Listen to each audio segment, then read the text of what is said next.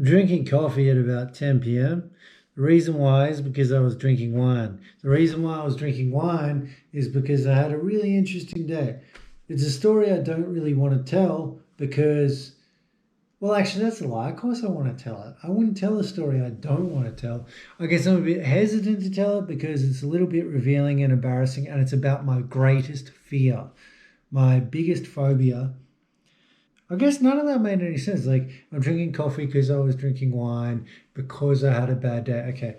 I'm drinking coffee because if you're starting to get on the alcohol thing and you're getting a little bit more into it than you would otherwise like to when you're trying to cut down, like I am, I'm not drinking much at all anymore. Have a cup of coffee. It really breaks the chain of alcohol. But getting back to the story, I have this massive phobia of doctors. I know it's not that unusual for men to not want to go to the doctor, but with me it's kind of extreme and I don't know why. But I have this real fear that if I go to the doctor, like I'll go in for some like random checkup and they'll discover that I have a tumor coming out of my head and I've got AIDS and I am basically inoperable and the only thing left for me to do is get put in the back of a truck and taken off to some Siberian gulag.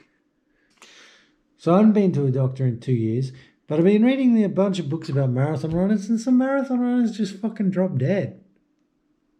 They just die.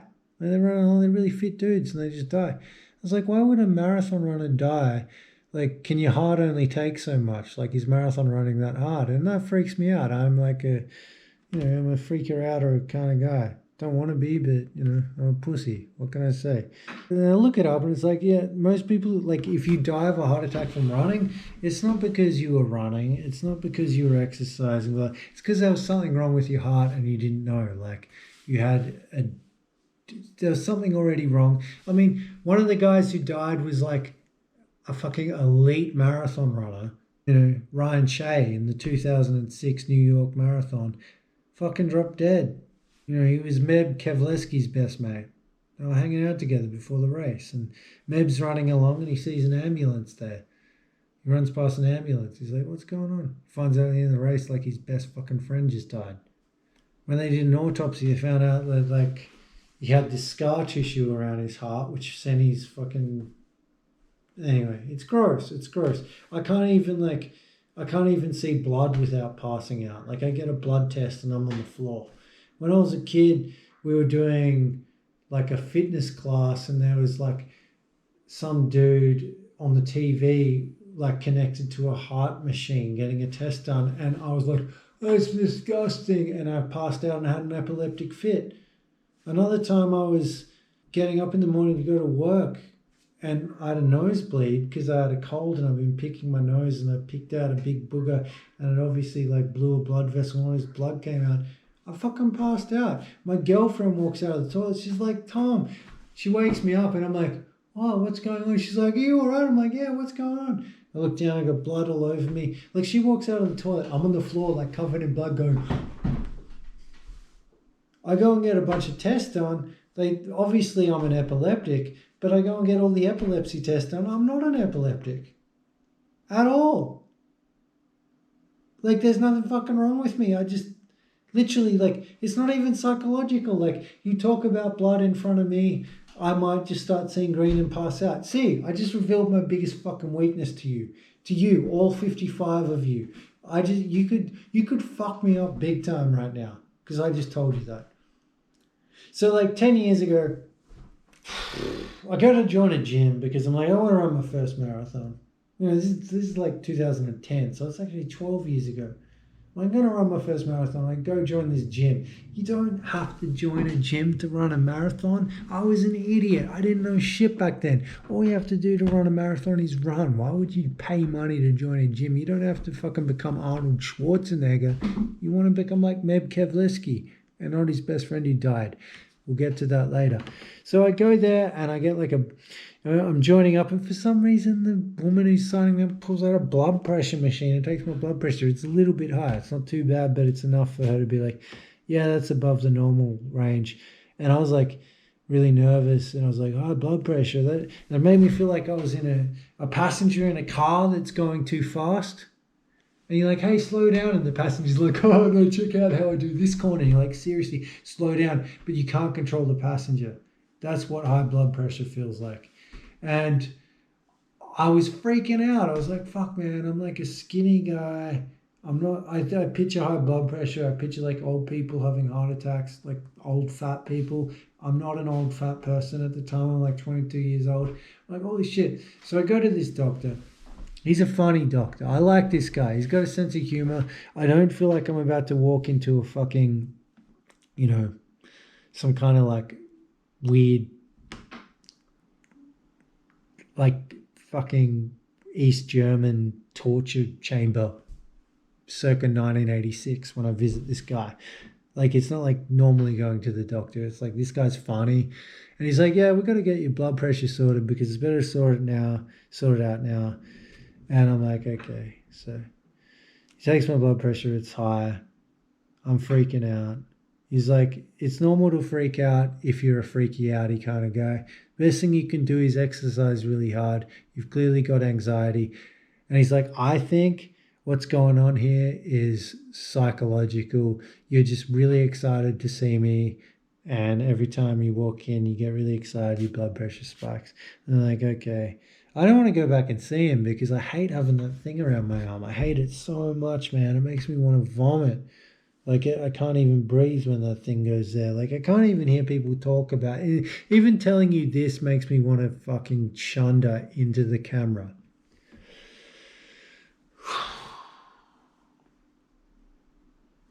So anyway, I keep seeing this doctor. He has this way of like disarming me with some weird joke when I walk in. He just gets me. Like, he's dark. He's not like, he doesn't give you that condescending look like when you say something strange and you can tell they're thinking, how are we going to put this person inside, whatever inside is. So he takes my blood pressure for 6 months. It's normal. And he's like, I don't think you've got a problem. Anyway, I don't see a doctor for 8 years. Next time I go see a doctor, I'm literally going for some other reason. I like want to get a blood test to see if I'm vitamin D deficient because I was feeling tired and I lived in Tasmania. And I'd just like to advise everybody who's in Tasmania to get the fuck out, and anyone who's on the mainland considering moving there, don't go to Tasmania. It's a fucking overhyped shithole, and all you can do there, if you're rich, you can eat cheese and drink nice wine. If you're not rich, you're just going to be cold and miserable, breathing in black mold all day long, hanging out with pathetic hipsters who think they're politically correct, but they're just rich cunts. Don't go to fucking Tasmania. Fuck you, Hobart.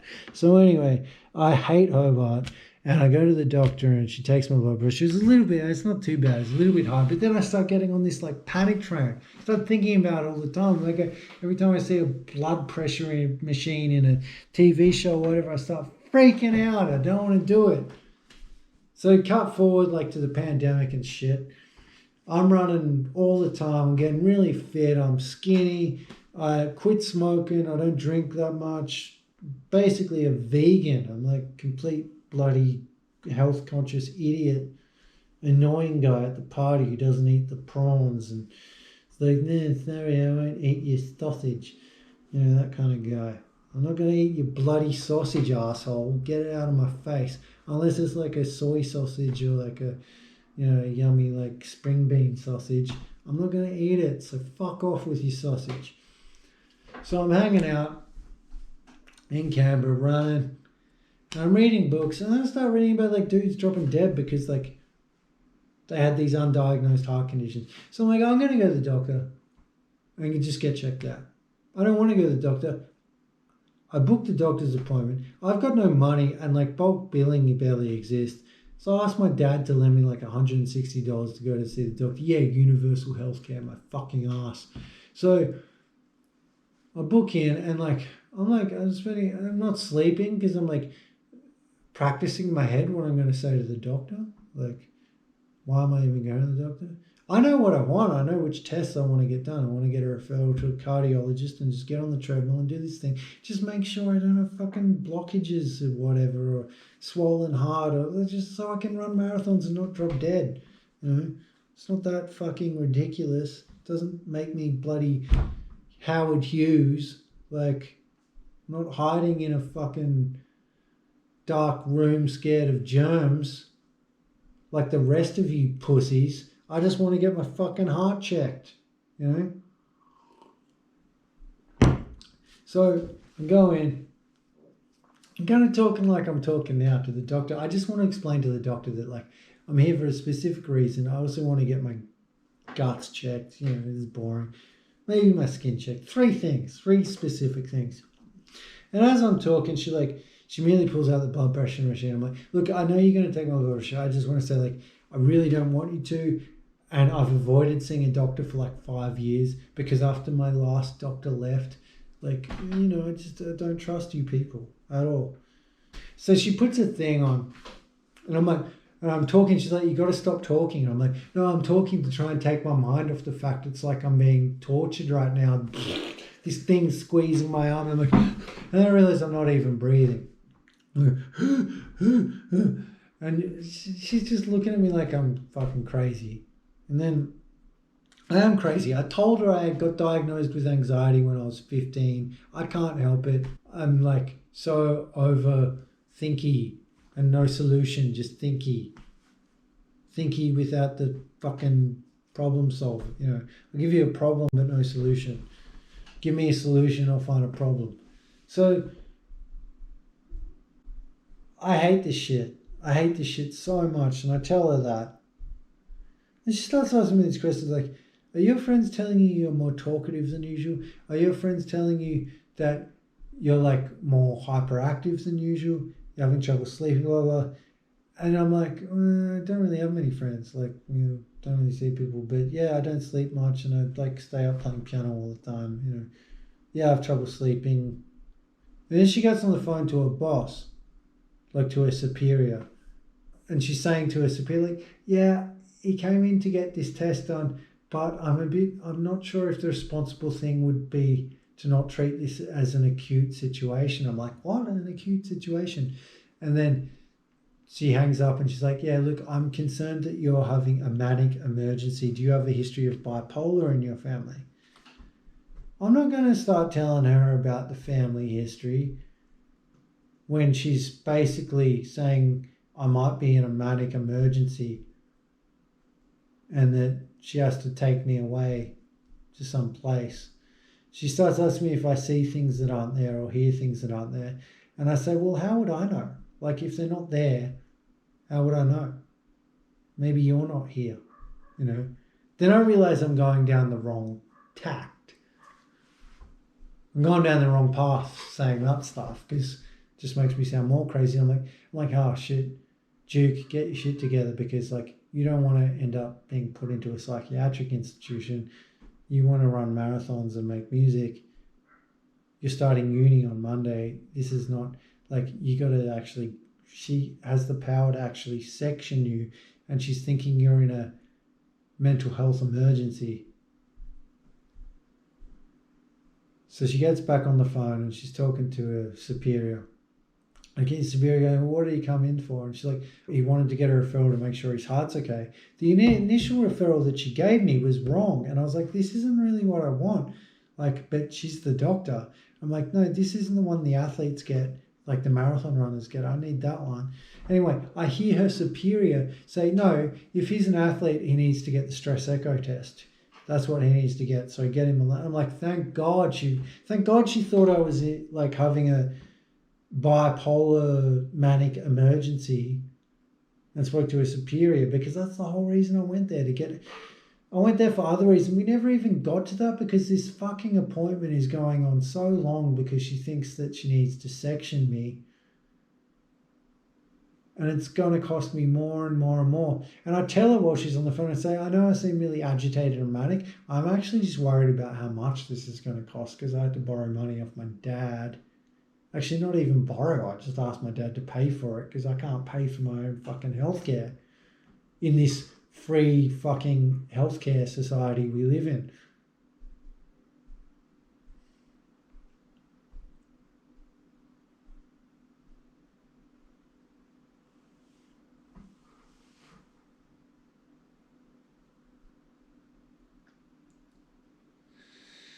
Anyway, the one good thing is she just wrote it on. She's like, I will bulk bill you. They're not meant to bulk bill there, but she bulk billed me because I went out there and they're like, yeah, that'll cost $200. I'm like, the doctor's bulk billing. $200. Didn't even get the stuff I went there to get sorted. I'm going to get like the stress echo test to make sure my heart's good because I don't want to fucking die running a marathon. Like, I know we're all going to die somehow, and why not die running a marathon? But why not try to live as long as you can? That's what I want to do. One of the questions she asked me that I think really freaked her out was she's like, do you ever have suicidal thoughts? And I was like, yeah, who the hell doesn't? Like, life is fucking hard and unfair and shit goes wrong. My life has gone completely off the rails. Yeah, I have suicidal thoughts, but I don't want to die because I want to know what happens. That a smart doctor, like a fucking, socially intelligent doctor would be like, yeah, I get what you're saying, and we'd go from there. She does this kind of like patronizing smile. Like, she didn't actually have a notepad, but it's like, you imagine like white fucking coat, writing in a notepad, smiling as you get dragged off in your straitjacket to get fucking sedated for the next month. The only good thing I could see coming out of that situation is that she would have sent me off and I would have been sedated, put in a psychiatric hospital, and then a social worker would have come along and got me put on a pension, and for the rest of my life I would receive a pension and never have to fucking worry about, how I'm going to pay rent again. So maybe I should have just gone along with it. I thought about it. Don't get me wrong, it definitely crossed my mind. But, who wants to be insane? Who would want to be mentally ill? Nobody. So, yeah, bipolar. I mean, I probably am slightly bipolar. I mean, I'm not normal. I don't think I'm psychotic, though. I don't think I see things that aren't there. But it's a weird question. Maybe these curtains aren't here. Maybe I'm actually looking at a fucking naked woman and she's like gyrating and I can't tell because there's an imaginary curtain in the way. Maybe this isn't even a camera. Maybe I'm not even talking to you. Maybe when I check my YouTube stats, it's all bullshit. There's nothing there. Maybe when I write a song, they're already written and I'm just channeling like something else that already exists and I am just a conduit of some joke